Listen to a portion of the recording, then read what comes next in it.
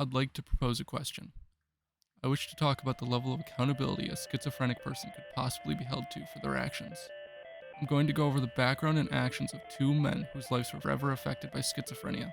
Their names are Terry A. Davis, a late computer programmer, and Herbert Mullin, a serial killer who believed that killing others prevented calamity from occurring. But first, let's go over the basics and try to understand schizophrenia as a disorder.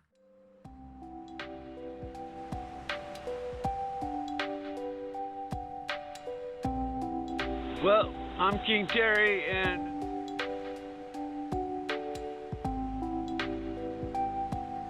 I just gunned it, right? I hit him. Schizophrenia is classified as a psychotic disorder. The characteristics of schizophrenia are disturbances in thinking, delusions and hallucinations, disorganized speech, trouble with emotional responsiveness, and abnormal motor behavior. These characteristics can significantly change the way a person has to live their life and greatly alters the way that they may see the world compared to somebody who is neurotypical. The general understanding is that schizophrenia begins to show symptoms in the late teens to early 20s for men and early 20s to late 30s in women. When schizophrenia does become active in the people that it affects, they will start to experience episodes in which they will be unable to differentiate between real and unreal experiences. So I made an operating system, and as I was doing it, God kept saying, "Hey, you know what? It's the temple." And I was like, "Holy shit!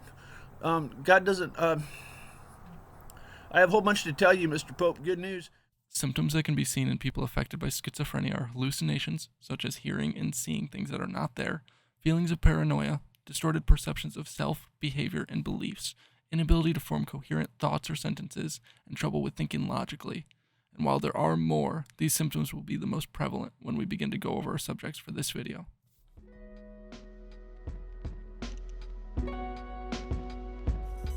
This is Luzos, a 64-bit operating system for the IBM PC that's free and open. Okay, we're going to cover an introduction to graphics in TempleOS.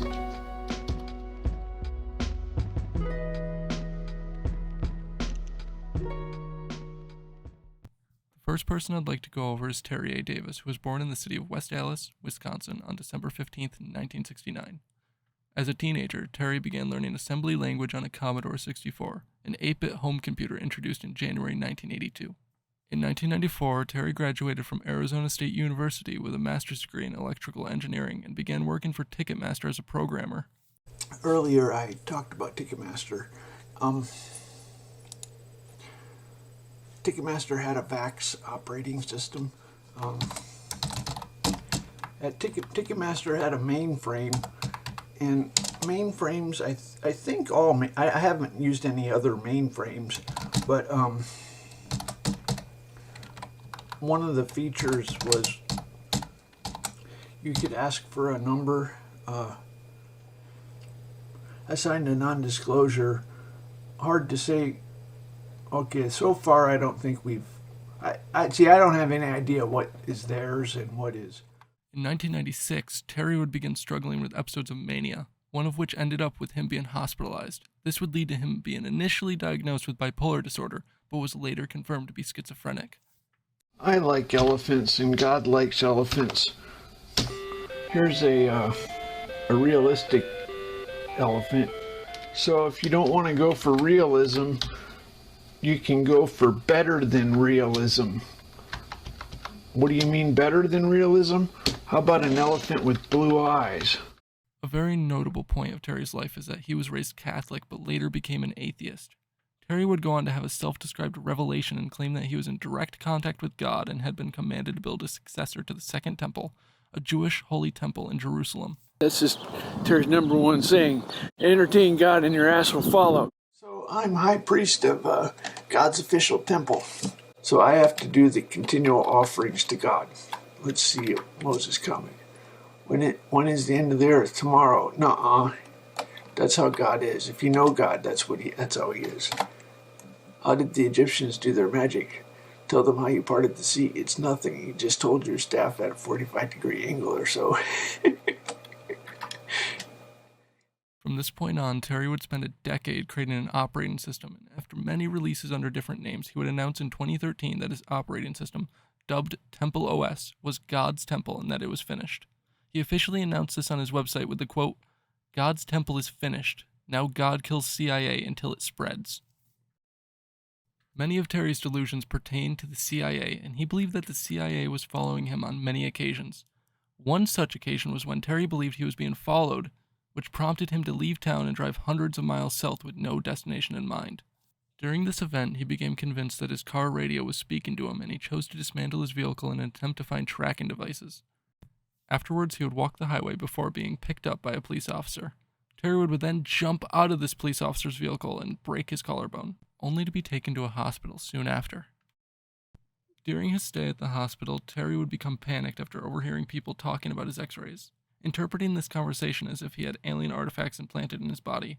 This would lead to Terry running from the hospital and attempting to carjack a truck and then being arrested and taken to a jail. He would then attempt to break out of his jail cell and ended up being admitted to a mental hospital due to his actions. Throughout Terry's life, he would constantly resort to using racial slurs when speaking, which brought about much controversy surrounding him and his operating system as well. It's unclear whether Terry harbored any prejudices before his delusions became a major part of his life, but it is noted that his use of racial slurs seemed to align with his mental decline. Terry would regularly use the N-word when referring to the CIA and the people he believed to be following him. At one point in his life, Terry would claim that he had run over and killed a CIA agent that was following him with his car. It's like I'm coming down, right? Just kind of couple on a median. I kind of play swerve at him, right? This kind of like gets me a little bit, or I don't know. And then like I'm slowing down, like coming right at the crosswalk. There's a guy in the crosswalk. I think he looked over at me or something. I don't know, just kind of I think he had kind of sandy hair. I didn't really get a good look. Not really any meaning to like what this person was, but like for some reason I just gunned it, right? I hit him. And I don't know what, it was right at, I think you're shit, right? So like, so I hit him and like, I saw his knee get destroyed. It's pretty traumatic, like this post-traumatic stress, right? Whether this event actually occurred or not is up for debate, as it's never been proven. However, Terry himself has claimed multiple times throughout numerous different forms of media that he did indeed perform a hit and run on an alleged CIA agent. While an action like this is incredibly wrong, it will never be known if the story is true, as Terry would go on long tangents that would be filled with delusions, blurring the line between what is true in his life and what was simply a figment of his imagination due to his disorder. So, who am I talking to? I don't know. What's reality? I don't know. When my bird was looking at my computer monitor, I thought, whoa, that bird has no idea what he's looking at. And yet, what does the bird do? Does he panic? No, he can't really panic. He just does the best he can.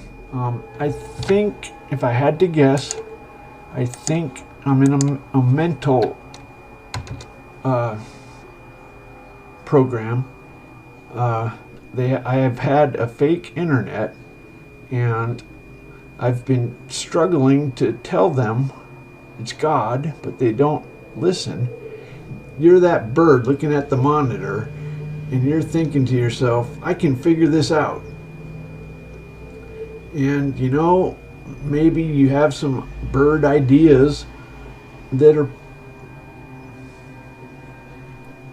maybe that's the best you can do. Terry would post on his blog claiming that he was in a CIA prison being held against his own will, while continuing to use racial slurs to describe his captors, followed by what can be assumed are many confessions of events in his life. Again, it's unclear if any of these confessions are true, however, they do serve as a great example of how his schizophrenia affected his perceptions of the world and his place in it. The streams in which he discussed these confessions and other topics are still archived for public viewing. These streams provide incredible insight into his life and thought patterns and have captivated the attention of many people. Tragically, in 2018, Terry A. Davis was struck by a train and died at the age of 48 years old. On this day, he also released his final video titled, Terry Davis Rises to Throne.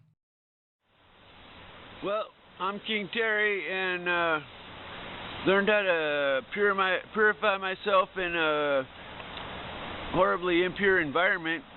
It's pretty rough living homeless and outside a little town, and coming into their library, and it's a very pure town, and must have been an extreme shock to them to see such a horribly sick person come in here and pollute everything, and it was a lot of torture to snap me into an ability to handle purity for this job. So, well, it's good to be king. Wait, maybe. I think maybe I'm just like a little bizarre little person who walks back and forth. Whatever, you know. But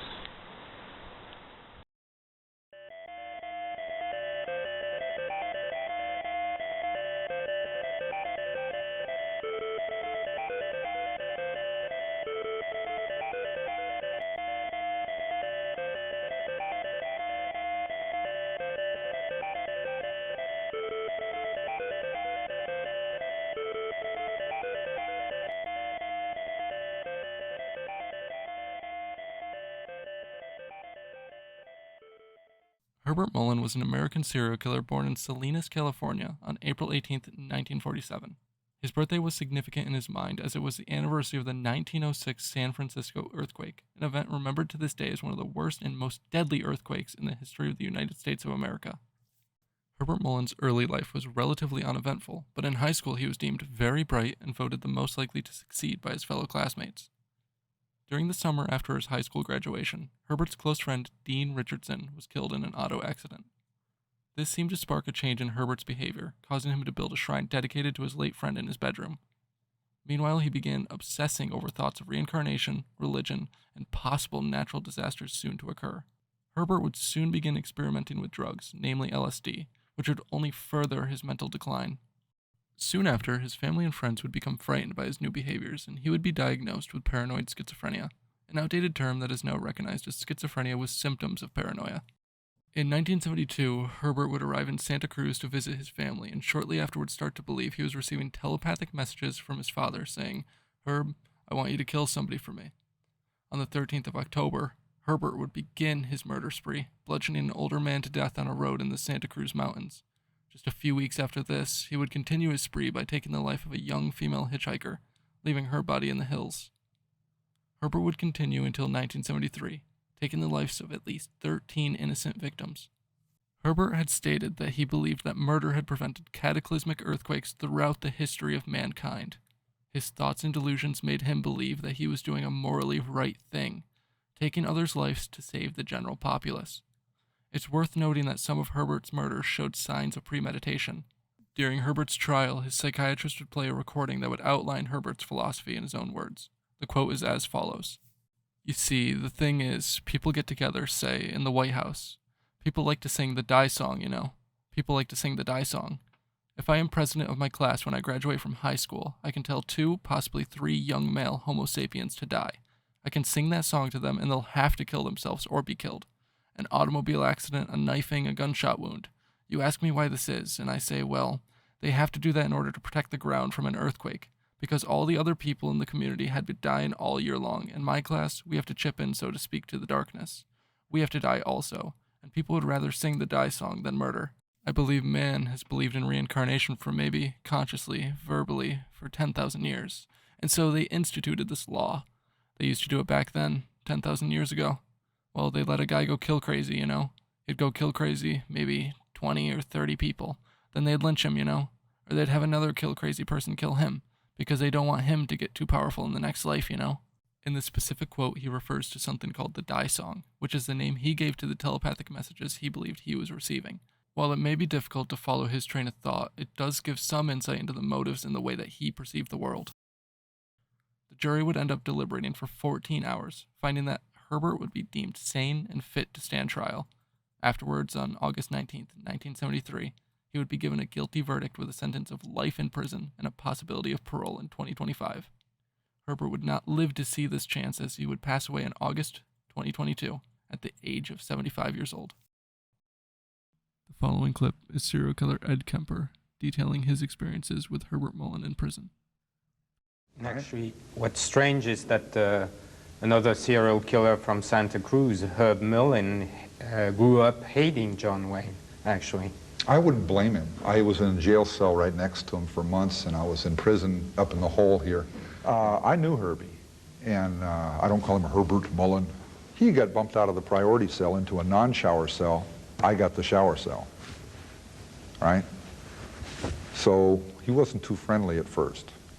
And I'd say, excuse me, Mr. Mullin. I says, do you have a bar of soap? There's no soap over here. He took it all with him. He had no need for it, but he took it with him. And what it is, he's a little wimpy guy that hates big guys because he always feels intimidated by them. So I said, well, I have to be kind to him. So I found out something he liked. He loved Planters peanuts, the little bags of peanuts, shelled peanuts. And so I bought 20, 30 bags of them. I didn't care for them myself. And I offered him some one day. And they were both on camera 24 hours a day. So I said, Herbie, would you like some peanuts? And he'd say, yeah. And I say, oh, I got to him, right down to the inner core there. Yeah, this little childhood thing comes out. And I says, oh, here. And he was fascinated by this thought of, gee, he's just giving me some peanuts and I didn't do anything for him. I don't know him. I'm not being nice to him. Why would he give me some peanuts? Comes out, starts to reach for the peanuts, and then he hesitated. And he pulls back. And I thought, oh, geez, he's defensive. He's thinking I'm going to grab his hand and rip his arm off or something. I'm this great big guy, right? He went to mental institutions, and he went through these processes where these doctors told him what was wrong with him, and these doctors treated things that they decided were wrong with him, and he just sat back very passively and went through these treatments, and they had almost no effect on him because he didn't dare say what was really going on in his head. Goes out and buys a gun and starts killing people. And I talk about what happened when he killed those people. Oh, they fell dead. And I said, no, they did this, they did that. They gurgled, and some of them kept moving like you hadn't even shot them. And you shot them again. And he says, how did you know this? You weren't there. And I says, I know. I never told anybody that. I know. I was there on my own trip. I know what happened. Herbie, don't give me that bullshit about earthquakes, and don't give me that crap about God was telling you. I says, you couldn't even be talking to me now if God was talking to you because of the pressure I'm putting on you right now. These little shocking insights into what you did. God would start talking to you right now if you were really that kind of ill. This brings me back to my question at hand. How accountable should we hold a person whose mind has been wrought with delusions and hallucinations? It's unimaginable how hard it must be trying to perceive a world that could be either entirely real or completely false due to your own brain working against you.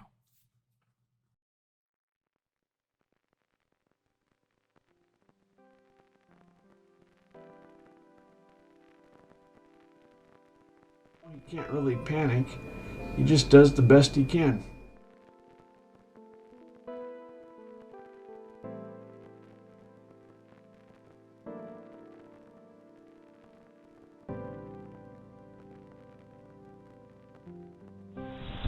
So, well, it's good to be king. I think maybe I'm just like a little bizarre little person who walks back and forth. Whatever, you know. But